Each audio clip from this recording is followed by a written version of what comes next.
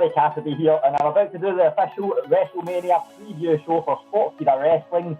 I'm joined today by Raj Giri of Wrestling Inc., the founder of Wrestling Inc. How's it going? Good. How about yourself, Gary? I'm doing great. It's great to have you with me.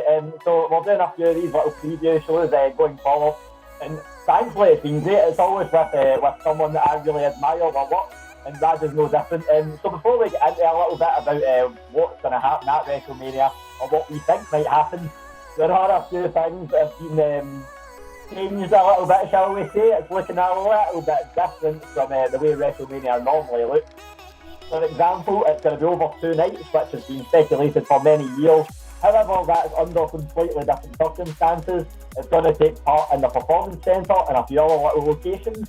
There's going to be no crowd, and some of the matches are slightly up in the air. But, as always, it's going to provide some escapism, something that's much needed right now, the way the world is. I hope everyone watching this is doing well, you're healthy, you're happy, hopefully you're safe, and hopefully this will provide some entertainment. But we'll get into that. I'm a little bit excited for it. I think the world might be more intrigued. Raj, what are your opinions on this year's WrestleMania? Do you think it's exciting? Should it be going ahead at all, or is it what we need? I personally don't think they should be going ahead. I think for 2 reasons. One is, the health and safety of the performers. I don't think WWE or AEW, for that matter, really should be doing shows right now. I think they have enough archive footage that they could air it.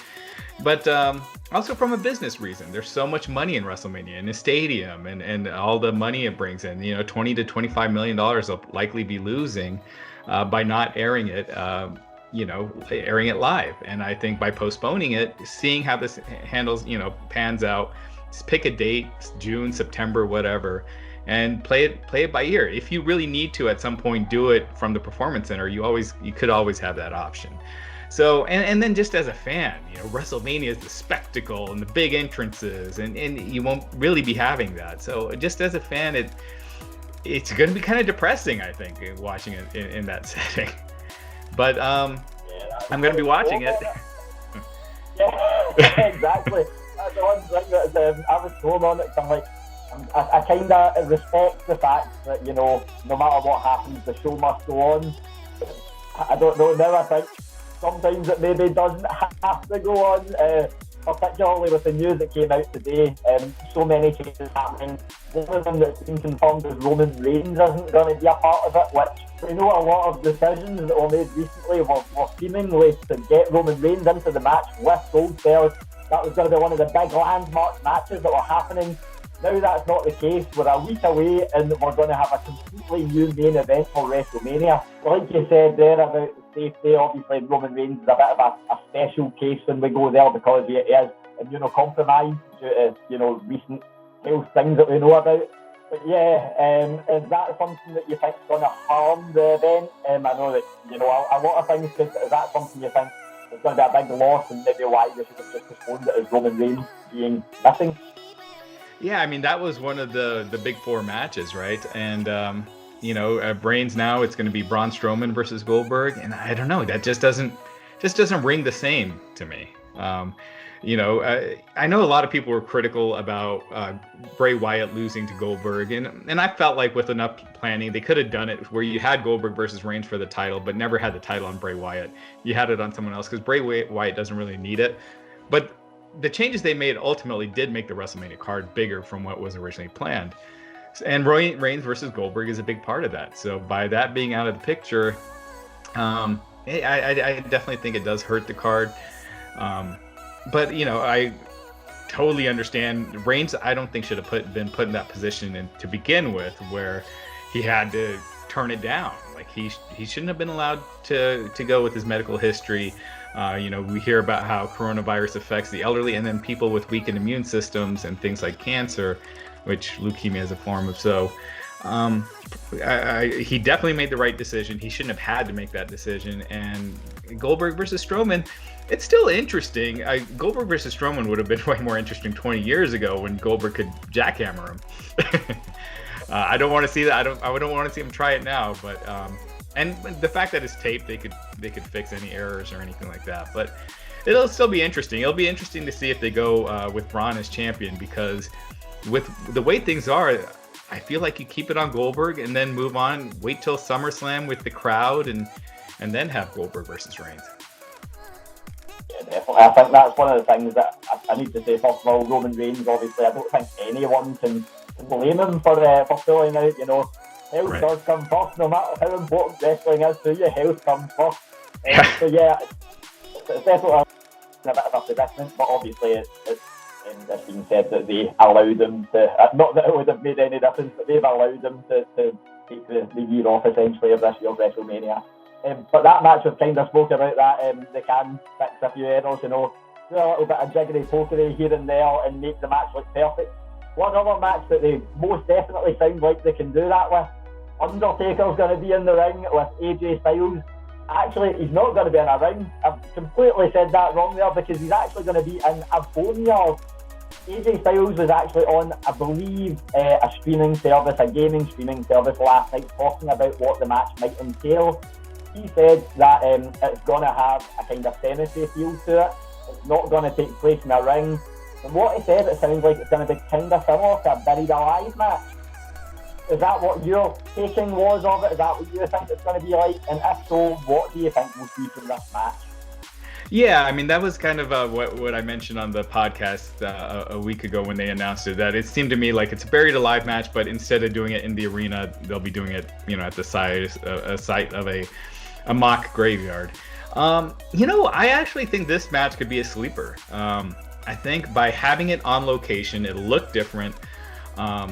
Because these empty arena matches, they get boring after a while. Whether it's AEW, I thought a week before was better when they had some wrestlers in the crowd. But when they didn't have that the next week, it really hurts the show. And I think by doing it at this location, this could be one of the better matches on the card. The stuff that AJ can do, Undertaker can easily do his power moves on AJ. AJ will sell like crazy. So I kind of think this match might steal the show. In a lot of ways. I would completely agree, but that's one thing that I absolutely love, is when something's different, and it is definitely going to be different. That's one thing you can't accuse this match of being anything we've ever seen before if it's going to be in a graveyard. One match, so if we kind of go back to things that are different about this year's WrestleMania, obviously the loss of a crowd and what you mentioned earlier, the empty arena, it can get a bit old. That's one problem I think we could see, especially later on in the card, just because, if people are sitting at home watching matches in an empty arena, they might all look the same if the non-arena matches aren't spaced out. For some people I feel sorry for. Obviously, independent wrestlers losing out in bookings are one, fans that are not getting to go are another. As you might be able to hear, I'm Scottish, so the third person that I feel really sorry for is Drew McIntyre, because he's got that Royal Rumble win, the first ever British person to win the Royal Rumble. He's going to become the first ever British person to win the WWE Championship. Massive crowd, crowning moment. And now it's going to be probably at the end of a night, or at the tail end of a night at least, in front of no one. What do you think we'll see from that match? Do you think it's going to be exciting or not so much? Brock has shown that he could have great matches, as has Drew. I think Drew has really broken out this year. They gave him the ball and he's running with it, hard. I actually don't think, under the circumstances, that Drew should win the title yet. I think when he wins the title, it should be in front of a crowd with people going crazy. So this is one of those cases where either you do a DQ finish, which sucks, or maybe you have Lesnar win, but the ref was knocked out when Drew had him beat, so it leads to the rematch. But I'd like to see Drew's coronation in front of a live audience with the crowd and not in an empty arena. So if this was at the stadium, Drew winning 100%, being where it is, I would say Lesnar holds on to the title, and then you move on, and then you go to Drew further down the line, winning the title at a big event like SummerSlam. Yeah, that's definitely something I said as well. I actually really want this match to go on early on in the card, like the way Brock Lesnar was on first last year at WrestleMania, but obviously lost the title. I'd want him to go on first and then just gets a kind of a lucky win over Drew. That's one of the matches that I kind of fear for in the empty arena. One that I think is going to definitely be another match that could steal the show just because of crowd investment. Crowd, again, I say loosely, viewer investment, we should say in this time. Edge versus Randy Orton in a last man standing match. that I think is the match I'm most excited for because it's got the build and it looks amazing when you see those packages every week that are adding one more layer. I think that could steal the show. What are your thoughts on that? And I also want to ask, who do you think wins that match? Yeah, you know what? Actually, I agree with you. I actually think that this will probably be the best match of the entire show. I mean, this feud has been outstanding, and even when they're cutting the promos in the empty arena, they've been great. Edge and Orton have just been fantastic. Orton has been on another level this year. He seems more motivated than I can remember in a long time. So I agree with you. I think this match could steal the show because it does have that last man standing stip. They could go in the gym in the Performance Center. They could go all these crazy places that that you haven't really seen in the equipment room. They have a ton of stuff that they can work with, and I think this will be a cool one.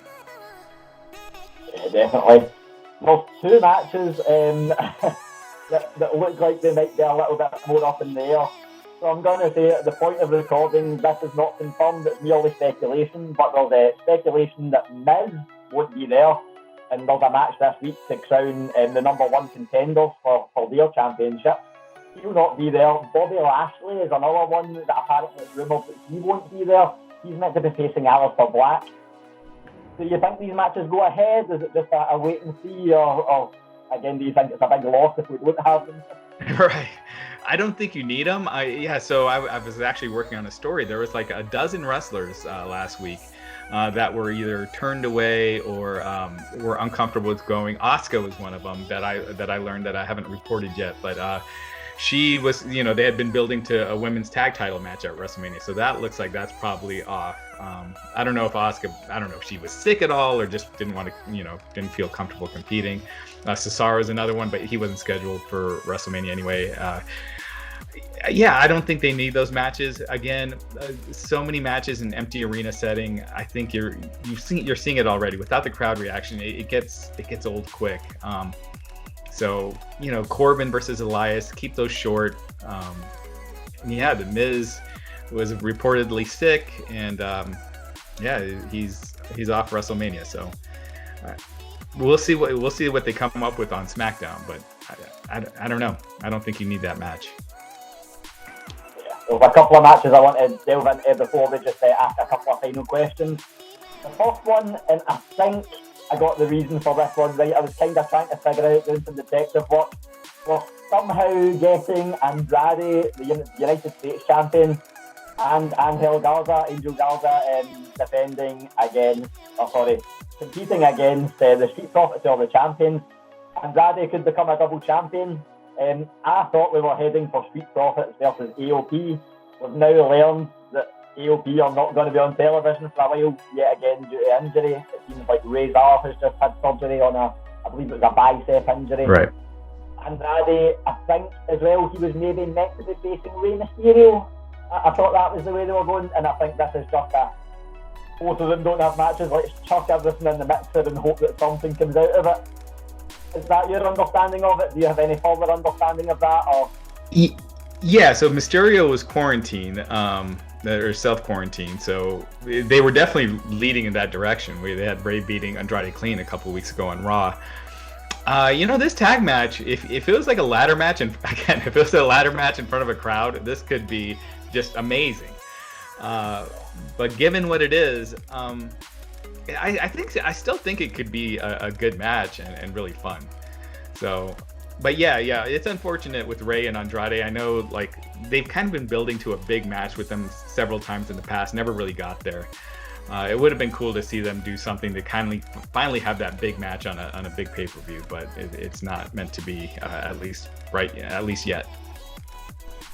Yeah, definitely. That was, I think, from this week's Raw. I was like, man, there's so much potential there that it could have been incredible, but maybe one for the future. And the last match I want to delve into before I ask you a couple of final questions, John Cena, Bray Wyatt. That's the other one that there's a lot of talk that this might not take place in the arena. I think that's probably the match that if you asked anyone before they looked at the card, what match will not take place in the arena, it's going to be that one. What do you think we see from that match? I think it's unlimited options, but what do you think we see, or what do you hope we see from that match? Well, I was saying on the Wrestling Inc. podcast, I think it would be cool if they did it in the Firefly Funhouse, you know, and then you kind of open it up and it was all this craziness around and weird wacky things in the background, and it just opens you up creatively to do a lot. So if they could do something like that, I think it could be pretty cool. But it all depends, you know. Like Bray Wyatt was saying he'd like to do it at a Hooters, which I don't I don't know if that fits his character, but yeah, it'll be interesting to see. I think this is one of those that Bray Wyatt's very creative, Cena is as well. So I think they could pull off something really cool. I think the on-location matches have a much better chance of standing out and being different. You know, everyone remembers the Goldust Roddy Piper backlot brawl because it was different, and I feel like they could do that with those matches. I said that, and I hope there's two things that I hope will happen during that match, and I think a lot of people would love it and a lot would hate it. The first is that we see both Bray Wyatt and The Fiend at the same time. I think that would be amazing. The other thing I think is a lot more controversial, where I want John Cena to do the "You Can't See Me" and then become invisible, and then somehow get the Fiend to there. But I think I might hate that if it does happen. So yeah, I think there's a lot of questions are surrounding WrestleMania. One that I think has fallen into the background a little bit just because things are up in the air is what will main event both nights. What do you think should main event and what do you think will main event both nights? Well, I feel like with the great build-up, Edge versus Randy Orton should, but I don't think it will. I think, you know, with the four big matches, it's Cena, Bray, Goldberg, Strowman, Edge, Orton, and then Undertaker, AJ. So two of those matches will be split between the two nights. I think the world title matches will go on last. So Cena versus Bray, and then sorry, not Cena versus Bray. Braun versus Goldberg, and then Drew versus Brock. But if Drew doesn't win, kind of what you said earlier, I feel like they should do that earlier in the show. Yeah. And finally, you've already kind of answered it. I'm just going to ask you for a definitive answer. What steals the show? I'll go with Edge versus Orton. I think that'll steal the show. But I think AJ versus Undertaker is going to be pretty memorable. That's the sleeper match that just under it possibly could steal the show defending. Excellent. Thank you so much for joining me. It's been an absolute pleasure to talk to you. Before you go, can you please tell our viewers where they can find your work? Yeah, you can find me on Twitter at Raj Giri _303, WrestlingInc.com at WrestlingInc. We are up 24/7 on that site, so definitely keep checking us out. Tons of exclusive interviews and all the news, so keep checking us out. Excellent, definitely. And thanks everybody for watching. It's been an absolute pleasure to once again sit here with Raj Giri and talk about wrestling at a time when there's a few things that are uncertain. But one certainty, I think, is we're getting a WrestleMania at least. Hopefully it provides some escapism for everyone, and hopefully everyone stays happy, healthy, and gets to just enjoy some more wrestling. Which is one thing you can do, I guess, if you're sitting at home. It's the one thing I would recommend you do. Thanks again for watching, and hopefully you enjoy WrestleMania. And if not, hopefully you enjoy at least our coverage of it between Sportskeeda and Wrestling Inc. Thanks again. Right, thank you. Feel for that, man. Thanks, I really appreciate you taking the time. Oh, no, man. Thanks for having me on. I appreciate it. It was great meeting you, too.